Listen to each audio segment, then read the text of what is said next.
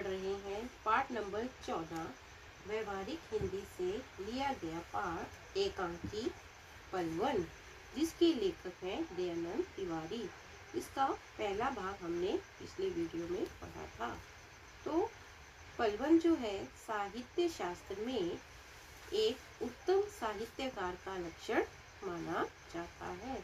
पलवन अर्थात किसी लोकोक्ति, सूक्ति आदि का विस्तृत वर्णन, जिसमें किसी लोकोक्ति या सूक्ति का विस्तार से वर्णन किया जाता है, उसे पलवन कहते हैं। इस पाठ में पलवन लेखन के विविध अंगों और नियमों को स्पष्ट करते हुए व्यवहारिक हिंदी के विभिन्न क्षेत्रों में उसकी उपयोगिता पर प्रकाश डाला गया है। तो हम पढ़ेंगे इसका अगला भाग पेज नंबर 81 पर।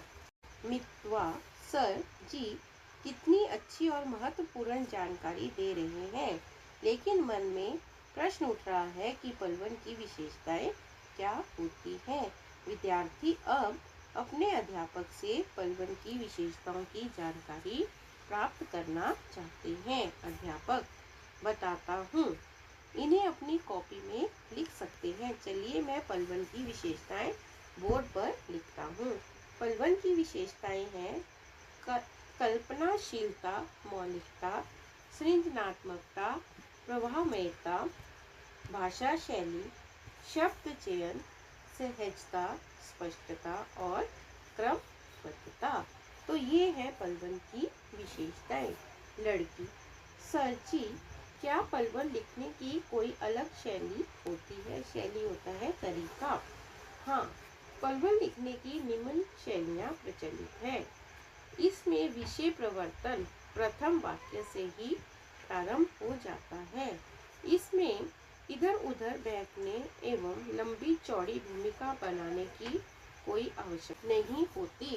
प्रथम वाक्य में ही श्रृंखलाबद्ध, रोचकतापूर्ण एवं उत्सुकता भरे वाक्य लिखने चाहिए। कुछ विद्वान ऐसा मानते हैं कि प्रारंभिक 2-3 वाक्यों की भूमिका बनानी चाहिए, मध्य के 10-11 वाक्यों में विषय प्रतिपादित करें तथा अंतिम 2-3 वाक्यों में उपसंहार प्रस्तुत करें।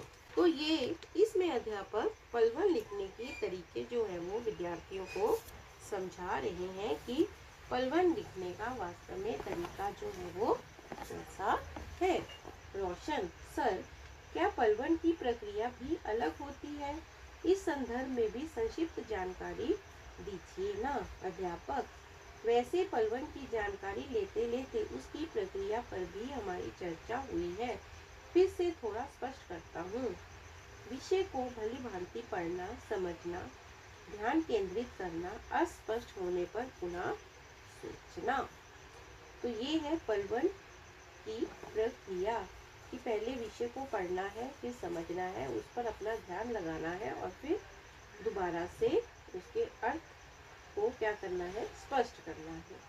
विषय की संक्षिप्त रूपरेखा बनाना, उसके पक्ष विपक्ष में सोचना, फिर विपक्षी तर्कों को काटने हेतु तर्क संगत विचार करना, उसके बाद तर्क सम्मत विचारों को संयोजित करना और असंगत विचारों को हटाकर अनुच्छेद तैयार करना। तो ये है पलवन प्रक्रिया की जानकारी जो अध्यापक जो है वो विद्यार्थियों को दे रहे हैं। रोशन सर जी अब तो हम पलवन लिख सकते हैं, आप हमें पंक्तियाँ दीजिए, हम पलवन तैयार करेंगे। अध्यापक अरे रोशन इतनी जल्दी मत करो, पहले उदाहरण के लिए मैं आपको 1-2 पलवन बनाकर देता हूँ, ठीक है ना? विद्यार्थी एक साथ जी सर। अध्यापक एक एक करके अध्यापकों आपको जो कविता, दोहे, चौपाई जो भी याद है उसे कहिए, मैं उनका पलवन तैयार करके दिखाता हूँ।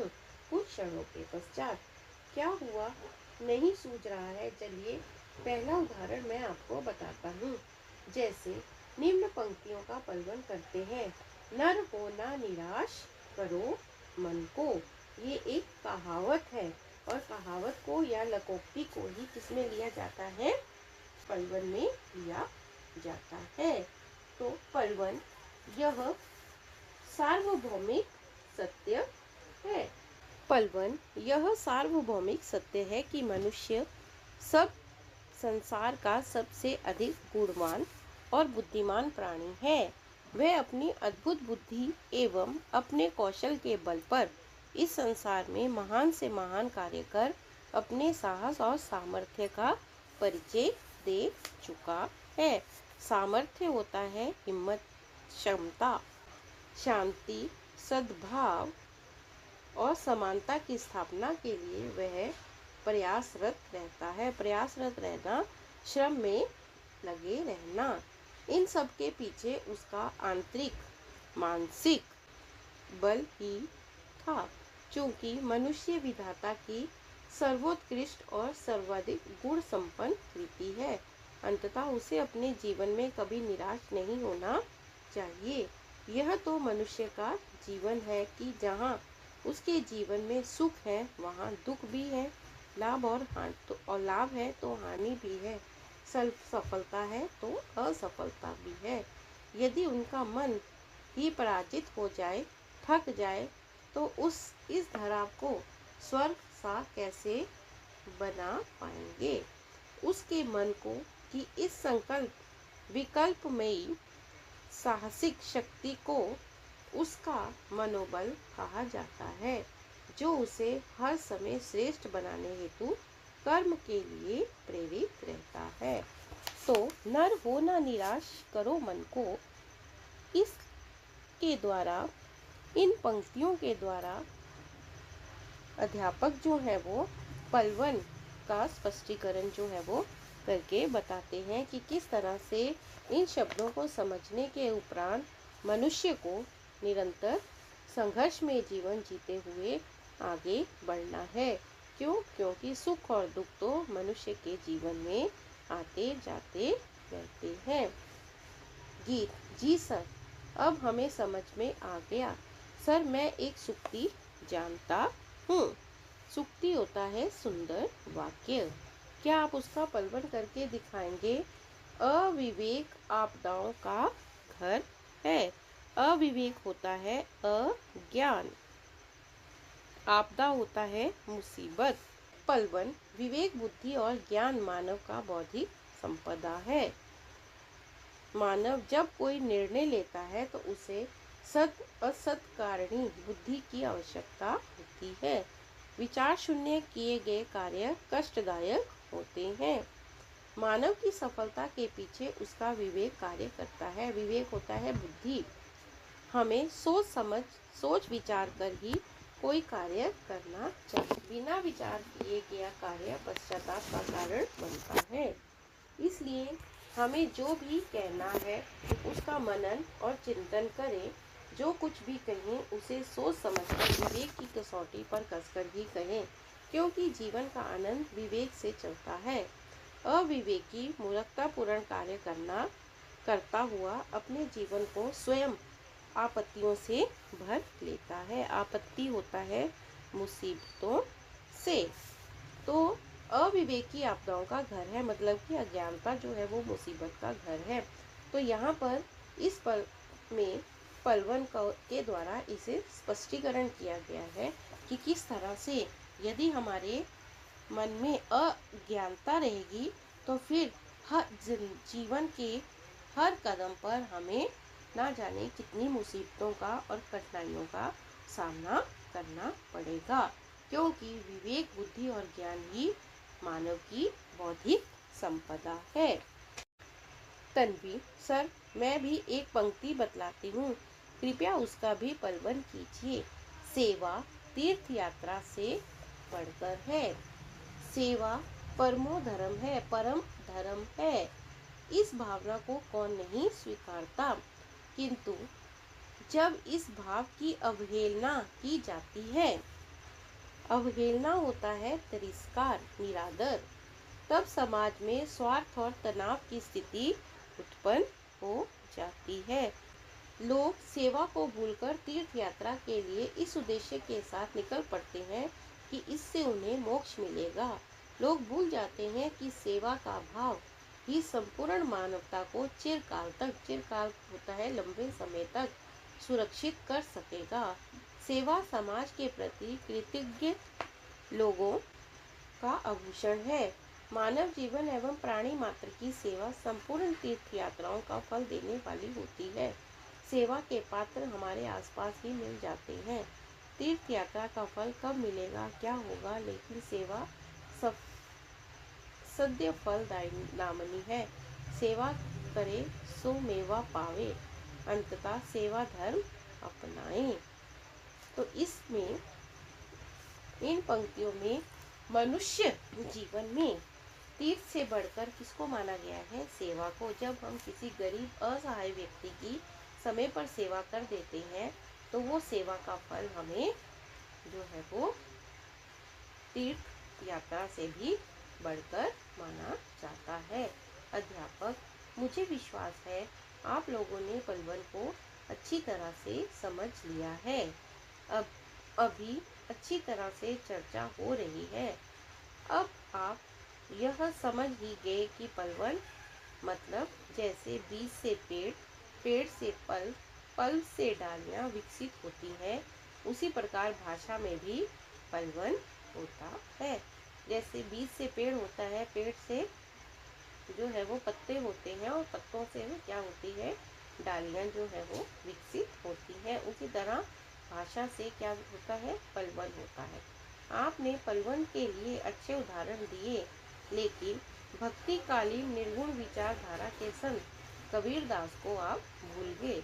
मैं उनके दोहे पर भी एक पलवन तैयार करूंगा, आप ध्यान से सुनिए। विद्यार्थी, जी सर। कबीरदास जी के दोहे का पलवन सुनने में हमें आनंद ही मिलेगा। सुनिए। जो तो को काटा बोए ताही बोए तू फूल। संसार में शुभ चिंतक कम होते हैं। शुभ चिंतक होता है हमारा अच्छा चाहने वाले, अहित करने वाले या हानि पहुंचाने वाले अधिक। ऐसे व्यक्तियों के प्रति क्रोध आना एक स्वाभाविक प्रक्रिया है। साधारण व्यक्ति यही करते हैं।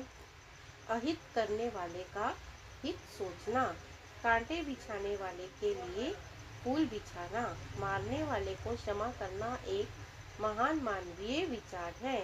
इसके पीछे अहिंसा की भावना छिपी हुई है।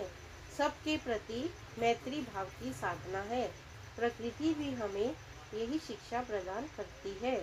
इसके अनेक उदाहरण मिलते हैं। वृक्ष को ही देखिए, पत्थर मारने वाले को फल देता है।